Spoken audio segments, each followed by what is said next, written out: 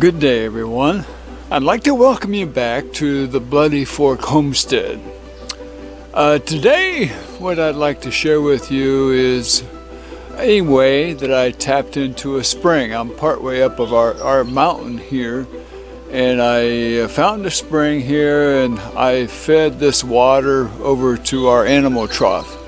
I have another video where I used a ram pump down below to pump up water to the same garden area, but here I tapped into a water source that's above the garden, and I'll walk you through what we did so far.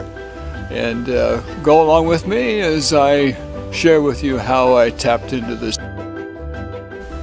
The first thing that I did was I found a spring. A spring is simply a water source that has come to the surface. And here I'm kind of in a gully where there's a creek that flows this way just part of the year. But this particular spring comes out of the side of the mountain, and it's flowing. I believe it flows all year, but it's not a lot of water, but there's some water that flows continually. Here we are at mid-June, and it's flowing pretty good. So the question is, how do you tap into this water? And there's a couple of things that I did to tap into this spring. The first thing that I did, I'll come over here and show you what I did, is I kind of put a bank to catch this water. Just use some stone and some mud, and I may add some other rocks to make this stronger. I'll have to make it stronger once the creek flows a little bit, but the spring is holding the spring right now. And the second thing that I did was I dug a hole. I dug a hole right here to catch the water, and the hole quickly filled up with water. And you'll notice the red bucket. Well, what's the red bucket for?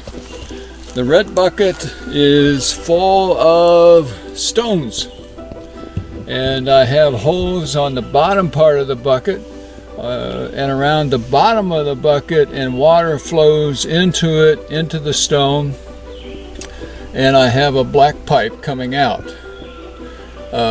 Also have a kind of an overflow hole here. The bucket can only fill up so much, but right now the bucket is staying full.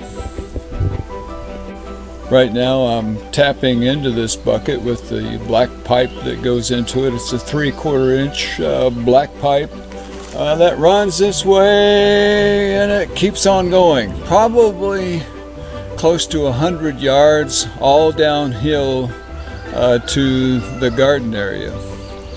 But I have some water flowing into the garden area right now, into a water trough that's collecting the water. And there's also an overflow here. There's some water that's overflowing. So I know I'm not taking too much water. If I have a valve on the other end, which I'll show you in a minute. But this is a simple way to tap into a spring. Probably the most economical way. And to clean this thing out, all I have to do really is pick the bucket up. And if it catches mud and stuff inside the bucket, it'll drain out through the holes. Very easy thing to do. This is step one.